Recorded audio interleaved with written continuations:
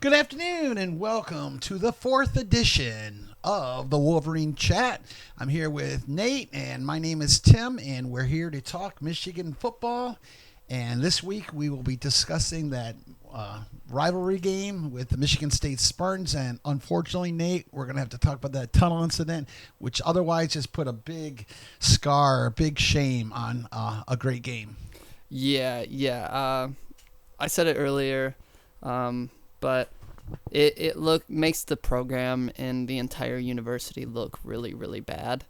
So it's an unfortunate series of events, and it's just unethical. It's not a football thing to do. It's not a team thing to do. And for 10 players to jump one person and then another got hit with a helmet and whatnot.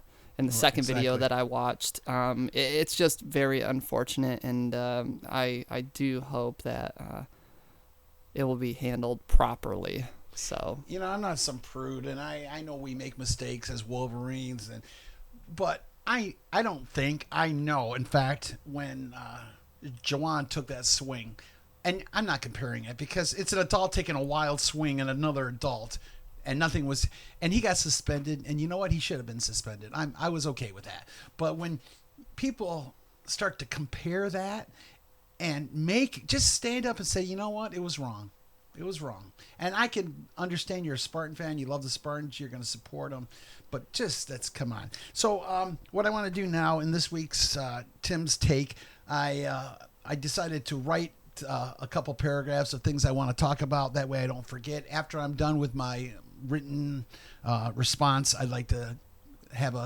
say a few things because things have changed in the last couple of days, as you know, Nate. And then you can respond to what I said, agree or disagree, whatever you think, and we'll go from there. Sound good? sure. Okay.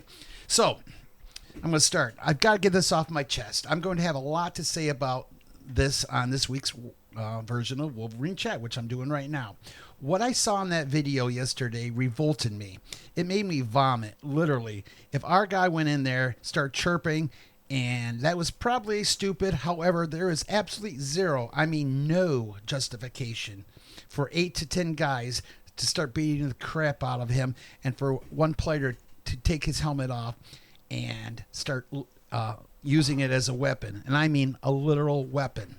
Each player was out there involved, absolutely did nothing. Every player that was out there did nothing. The cop who watched should all be ashamed and be held accountable. This is not one of those situations that I fortunately even hear from family members.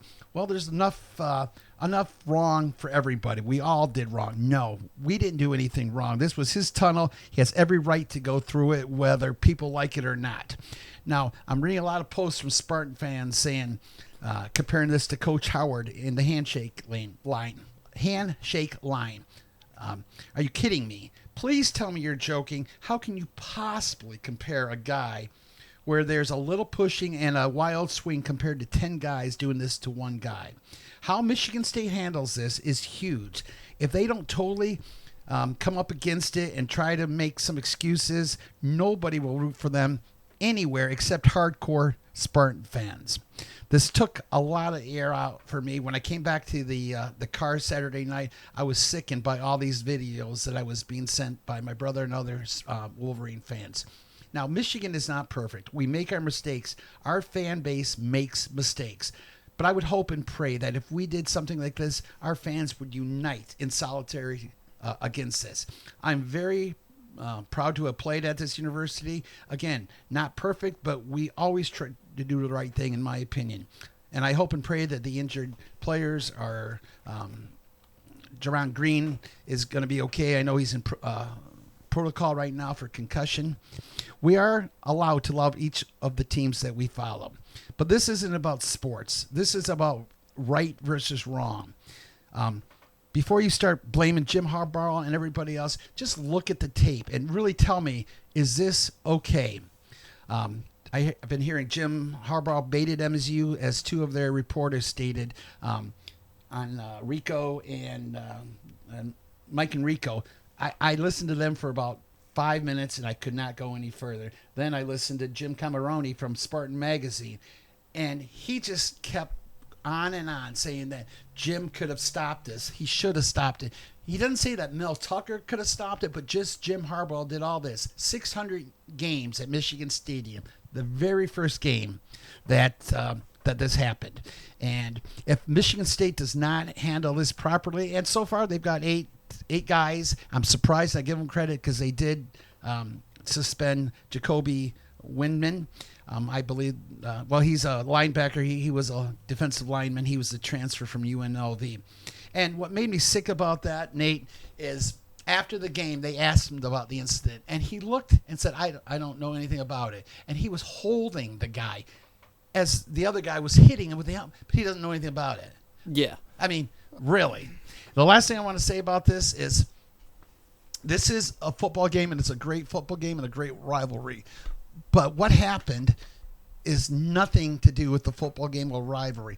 In the future, should Michigan maybe do some ropes? Yes, I guess they can look at it, but we're not going to change the tunnels. This is MSU has one tunnel, Nebraska has one tunnel. We're not going to change the one tunnel. And now, the last thing I want to say that really irks me, and to Michigan fans, I don't want you to think I'm trying to justify or anything like that, because no matter what Jamon Green was doing and McBurrows was doing in the tunnel, it doesn't matter. But everybody kept saying he was in there chirping, just trying to cause problems. Every single game at the Big House, he does this.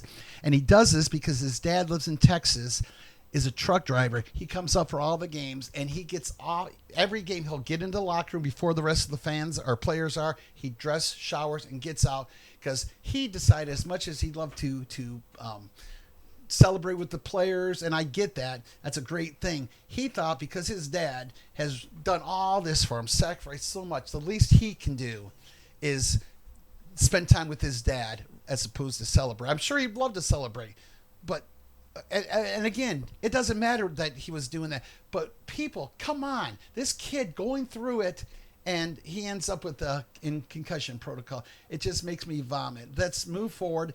If these 4 players or 8 players or 14 players, listen, I'm all for forgiveness, and I can forgive these guys, but forgiveness and accountability are two different things. They have to be held accountable, whether that's legal action, civil action, whatever it is, but they need swift, and they need action that these players are going to learn their lesson.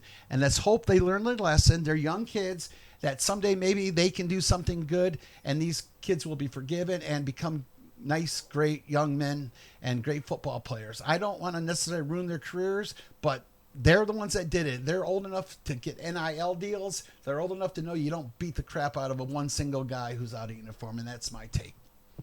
Yeah, I wholeheartedly agree with you on that, because when I watched the videos, I think 10 minutes after the game had ended, I was in awe, because I didn't think something like that could ever happen, especially since there's a massive police presence in and out of the locker rooms. I really hope Michigan State sticks to their guns, and I've respected what they've done so far and handled the situation. I hope they continue to push the issue and hand out those punishments that are well-deserved. So, how about an apology to the players? They've apologized mostly to Michigan State, but to everybody except the 2 players involved. And they need to read. This can't be a public statement. This needs to be a personal apology to these guys. And now Javon Green's family has hired Tom Floss, the attorney who got Shea Patterson. Yes. Yeah, exactly. So early playing time when he transferred. And they don't like him. So this is not ending anytime. Now, I don't know how it's going to handle the Nebraska or the Rutgers game. I'm sure we shouldn't have an issue, but this is a lot going on. I mean, you saw what happened with Mike Hart. These are young kids, so they may rally together. It may not affect them on the field. I don't know, but I just know that MSU has to apologize to these people. And again, I give them credit. It took 2 days. A lot of people were like, only 4, and I said, give it to time. Let them look, and they did. I posted a question. Yeah, will they will they suspend Jacoby Windman? And they did. And Yes. I give them credit for that. Yeah. And there's more to come, I have a feeling. So. Oh, easily. Yeah. If there isn't, then Michigan State has a lot of questions that need Yes. to be answered if they do not suspend the remaining players that need to be suspended. And I think that's a big issue with this. Like Jacoby and their running back, there's still a bunch of players that are transfers that don't really understand. They're not a team. They're a bunch of individuals thrown together. They don't really know the rivalry. And Jacoby, I don't know the guy, but I know when they asked him after the game, he said he knew nothing about it. And that just just stand up and be a man and say, yeah, it was sad. I don't know why it happened or whatever you want to say, but acknowledge. Don't bold-faced lie and say you don't know about any incident. I mean, I hate to say it, but I do hope that there are some consequences for the entire university when it comes to recruits and stuff, because this is going to make the entire university look bad. It is. Especially the program of football. I can almost guarantee you you're going to have recruits second-guessing their decision. You might have recruits back out. Well, they've had 2 4-stars already pull out. So decommitments, I can guarantee you, are coming, and it's going to be hard for the football program to, I feel like, bounce back from this just disgusting act. Well, I don't, want to say let's use this to our advantage and get some of their commits at Michigan, but we didn't do this, and so whatever happens. But I don't hate the university. Sometimes some of the fan base, it's just hard to deal with them. I used to root for them every time they played because I think it's different than Ohio State. Ohio State, I don't want to say I hate as a football team. I mean, I do. Well, I do. It depends what you mean. I have more respect for them, and the rivalry has more respect for each other. The player, not before, but this is no. Michigan State Michigan State is a different type of rivalry than Ohio State. Oh, yeah, for sure. And I know what you're saying, and I'm not against you hating, because when it comes that week, you watch some of their statements and stuff like that. They don't get it either, but it's supposed to be. I'm not against people taking shots like that. And, it's a rivalry. It's fun. Man up and take it. That's if you don't like it, or beat them between the lines if you're uncomfortable with that. So. I'm sure we'll touch on this again later in a future episode, but now there was a football game Saturday night, was there not? Yes. I'm pretty sure there was. Okay. So I can't wait to get to that. Well, you know what? In some ways, it reminded me of, and I said this to somebody and they laughed, like you get a pimple and you're trying to pop that pimple and you're just ready for that big explosion. And at the end, a little dribble of water comes out and you're like, that's it? That big yeah, because it was a pimple that didn't pop. It was fun, but it wasn't there because there wasn't many touchdowns. And the one touchdown was because the bad snap that we went 5 yards. Yeah, I texted you at the end of the first half, and I was super impressed with JJ and how he was playing. And then in the second half, he came out and he had a flat tire. Yeah. And I was like, okay. I'm going to just cool it on this kid a little bit. But overall, I was thoroughly impressed because MSU came down, scored. And we were down in the first quarter, which is rare for us to happen this season. And then we came back, scored a field goal, touchdown. Person I was most impressed with this week was Jake Moody. Dude had more points than MSU did. So, yeah, I was thoroughly impressed. I was hoping to see more on the ground game. There was no real big. I think the biggest play was maybe 14 yards or something like that. It was. JJ may have had the longest run. Yeah, I'm not sure. I was just hoping for more from the entire team. Defensively, I was disappointed. They didn't really get to Peyton Thorne that much, and we have a strong defensive line. No, I think Morris had a sack and think there was maybe a couple sacks, and that was it. That was the game when I was over using the boys' room, and I texted you who got that sack at the end of the half. And yeah, and I mean, the only reason they got that sack is because Thorne had to throw it. Other than that, I mean, they didn't touch the guy. He ran on him, and the offensive line held their own against our defensive line that's supposed to be strong. So I'm very curious for that last game of the season, see how the defensive line holds up against Ohio's O-line, but we're not there right now. So well, the red zone problems, we always score. We score. I think it's 100% of the time we score. We haven't missed. No way. Oh yeah, we've never from the. Yeah, now they're field goals, but we're scoring. Yeah, I mean, you got to think it's a 4-point swing right there. Oh, I'm not. I'm just that's a fact. We score. We don't. We kick field. I mean, like this last time, Jimmy could have gone on a number of those, but he decided. So whether that's right or wrong, I guess that's your opinion.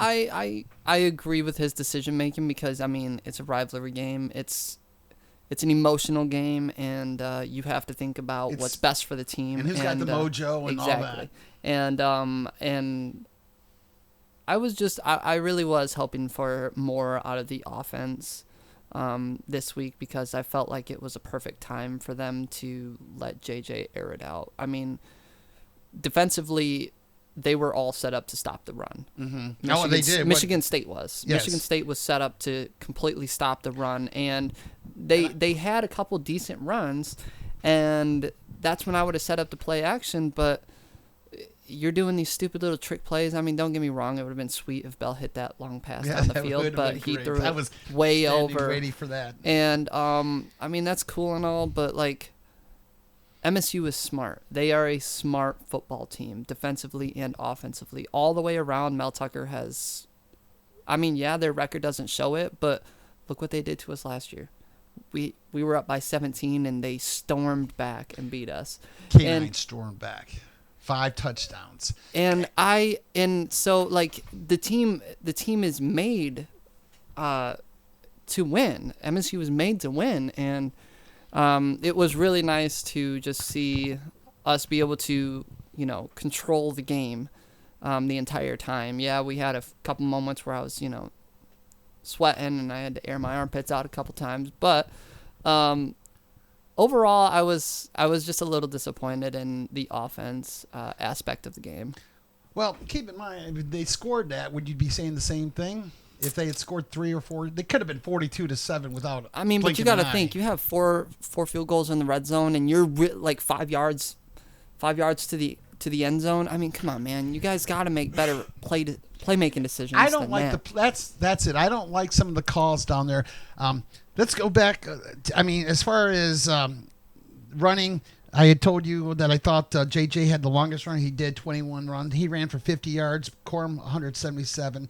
But I really like JJ's running. I like when he decides to run, how he runs. I think he's improved a lot. 7.1 per run. MSU. First downs 11, Michigan 27. Third down efficiency 9 for 16 for Michigan, 2 for 11. Fourth down, which was a game changer here, 1 for 4 for MSU, 1 for 1 for Michigan. Rushing, Michigan had 276 yards, and MSU had 37 yards. 37 yards, 75 penalties, and they both had 1 turn. I wasn't too impressed with Cornelius. On that fumble? Yeah. And this whole game, he was offside once. It just wasn't. Now, what bothered me the most was of their passing. They had, let me read this again. They were 15 for 26. Of the 15 passes, only 6 were to receivers. Everybody else was to tight ends or running backs or what have you. They don't have that 50-50 guy like Darius Clemens, the freshman. He's at 6'3", so I think he's going to be that guy. As good and deep as the room is, they just don't have that 50-50 guy, and they're not getting. I mean, let's face it, Ronnie Bell does great, but he's a possession receiver. He's not, he's more yards after the catch. And they're sure. Roman Wilson, he's fast. He's a quick little dude. Yeah. But he's not that guy. I want to see more of Andrell Anthony. That was my next statement. He is a powerful receiver. When he's on another level. and nobody can touch the kid. I personally think if He's got some great hands. he does, and I think he could be a better receiver than Bell or anybody on that team. I agree, and we better start using him because Yeah. he's not going to hang around for 3 years if we don't use him. My problem in the red zone, I think they're going horizontal or vertical too much. They're going wide. They need to go more horizontal. I'd like to see him run some runs right off the butt cheek of the tight end, get close to that, but they're not doing that. I want to see a lot more crossing routes and out routes more than anything. Get those quick 7-8 yard passes, and then First down let was the horrible receiver in the red zone, dude. Let the receivers do their Yeah. jobs after. I mean, But that one time, they lost on first down. JJ was going to do a quarterback, not sneak, but a quarterback option, and then he got hit. And on he should have pulled it. Yes. He should have pulled it and taken it. Instead, Corum got destroyed in the backfield for he lost 3 or 4 yards. Now JJ had a passing touchdown. I mean, it's funny as it is. Yeah. It was a pitch. But yeah. that was not a. I'd rather have seen Corum get another touchdown running, to be honest. But yeah. But they just need that when they get these big plays. 90% of the time they have 6 in a box and they're doing a run. They're going to run after that. They need to mix up anything. Don't do anything all the time. What I think Michigan State was prepared to lose. They were okay. They wanted to keep it close. They did not. That's why they kept the guys, in the. They kept them back. They kept 2-man safeties, and they kept us. If we're going to get they're going to be short passes. It was going to take a long time. We had 40 minutes to 20 minutes. Yeah. I honestly don't think. I'm not saying they didn't want to win, but I think their goal was to keep it close. Oh yeah, and it's a good game plan to keep it close because they weren't going to let us pass that. If they didn't bring everybody up, they didn't get the 6 men in a box. They had the 2 out safety, and it worked as far as not scoring. So, but. I guess my question is, and it's hard. This is how they beat Ohio State last year. Are you gonna? I think the red zone is what scares me the most. But I'm okay with the offense other than the red zone. I just think they need. I'm okay running. I mean, how do you not run when you've got that kind of offensive line?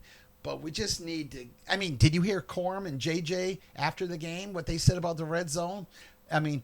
Jim was had a little snarky remark with John Jansen. He said, "Oh, I guess you're going to be a little nitpicky now." I don't think it's nitpicky asking about the red zone when even JJ and Corum said, "We got to do better. We just got to score more." They wanted to score. They did not. But that's not running the last couple of plays. I heard more state players, we're rubbing it in. Oh my gosh, really? Because we're running the last couple of plays. I don't call that running it in. And if you don't like it, stop us, which they did at the end of the game. And I would have loved another 2 points. Would have made me a few dollars. But, of course, I'm off half a point. I lost that bet by. But yeah, so be it. And looking at the stats, I mean, without Moody's 15 points, it would have been a 14-7 ball game. Mm-hmm. And their touchdown was a block, not a block punt, but a bad snap. Their second bad snap. That long snapper. The kid next to me sat, and he was just sarcastically clapping when they finally got a regular good snap. I mean, it was just not good. I don't know if this was a new guy snapping or what. Oh, it was. He was a backup, yeah. Okay. Yeah, he was a backup snapper. Was the guy hurt or something? Or just? I have no idea. Okay. I wasn't listening that much, but I know it was a backup snapper. You could definitely tell. I mean, back-to-back snaps, and one finally got away from him. Yeah. Well, I love the fact that they tried at the end to do. I mean, that's what rivalries do. Ohio State does it. I mean, we all do it. So, and something that I wish would have happened was Harbaugh got more aggressive. I want Harbaugh to be more aggressive on the offensive aspect of everything because I feel like he just settles. And I mean, that last game of the year, you can't just settle. You have to be aggressive because look at Ohio State. They're putting 50 pieces on every team that they play. But they were doing that last year, and we beat them. Yeah, but we have a different team this year. This is a type of team that can beat. When you can control that clock and keep. How do you stop CJ? You keep him off the field. No. The way to stop CJ, and I watched it last year, and I noticed it through the Penn State game when I watched that. Which they should have lost. Oh yeah. Is as long as if you can get CJ Stroud out of the pocket and out of his comfort zone, that is when he starts making mistakes. When he's uncomfortable, yep. That is when he starts making mistakes, and that's when the sacks happen, the interceptions happen, the bad throws happen. I think he's thrown a pick in like 4 straight games or something like that. Yeah, he has not made very good decisions when he's out of the pocket, and if Michigan can do that, I feel like we are going to be okay. Yeah, but my point is, if he's on the bench, he's not going to be scoring. Oh yeah. So, but you also have to make, you have to control the line of scrimmage, and you have to be able to convert on third down. Yep. And Michigan did against Michigan. Now, but this is Michigan State. This isn't Ohio State. So apples to apples. So what do you see this week? With by the way, what was your prediction of that game? Do you remember what you said? I don't. I said 31-10, and it was 27-7. Yeah. 29. No, it was 29-7. And I said 31-10. Was. So I was off by 4 points. Just letting you know in case you're. I can tell you were wondering. Yeah, the Rutgers game this week, and I expect what Michigan can do against all the other inferior teams. I expect to see more passing. Yeah, I'm expecting another 300-yard game from the ground attack. I really am. I mean, it's something that I'm so used to now the last 2 years. But I would like to see JJ air it out. I want to believe in this kid, but do you think Jimmy's just holding some of the plays and not showing OSU? Oh, hell yeah. Uh-huh. Hell to the yeah. He is I can guarantee you he has a separate playbook for that last game. Guarantee you. And I'm hoping that the whole dual offensive coordinator thing, I really hope they can get that under control, because the playmaking and Matt Weiss and Sharon Moore, they're just not on the same page right now. You can definitely tell who is calling what plays. I'm pretty sure, I think it's Matt Weiss is like goal line offense, and that's what Sharon Moore is more of heading up the field. Yep. And I feel like they should be uniting on all aspects of play calling, because red zone play calling is absolutely atrocious. I don't give a shit what anybody says. It's absolutely atrocious. It's embarrassing, because you have a 5-star quarterback in the backfield. It's happened 2 weeks in a row now. Yeah. You have a 5-star quarterback in the backfield. You have 2 great running backs. Yeah, you can't score. You've got a lot of speed. You don't need a deep guy on there. I mean, I'm not a big fan of the fade, but use it now and then. Yeah. I mean, there's things they could do. Remember against Penn State, that first touchdown was, I think, Anthony crossing, and it just boom, and right in his hands. So, anyway, we'll see. But I think every time I think they're going to have that passing game's going to come alive, I get a little disappointed, but we'll see. For sure. And hopefully Anthony will come around. But last thing I want to talk to you real quick. Any thoughts on that blockbuster trade the Lions made? It pissed me off so bad. I love Hawkinson. He's a TJ. He's such a vital piece to our offense, and for the Lions to do that is just disgusting. Well, it's just giving up on this. I mean, it's like that's how you know they're in rebuild mode. Again. Yeah, they're in rebuild mode again. Since 1957. So, like I said, I've been smoking the hope, Ian, for 57 years. I love the Lions. I always will, and I will watch them, but it does get old and it gets tiring. So, hey, thanks a lot. It was at least talking to you. We'll return next week after Michigan demolishes, I hope, Rutgers. It's a night game. That's going to be a cold one. Please, people out there, like our show and subscribe. In the future, we're going to be doing some giveaways. I am going to give some of my tickets away on certain.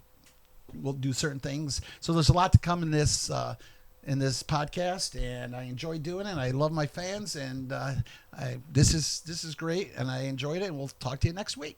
Yes. Have a great rest of you guys this week. Bye. Go Blue.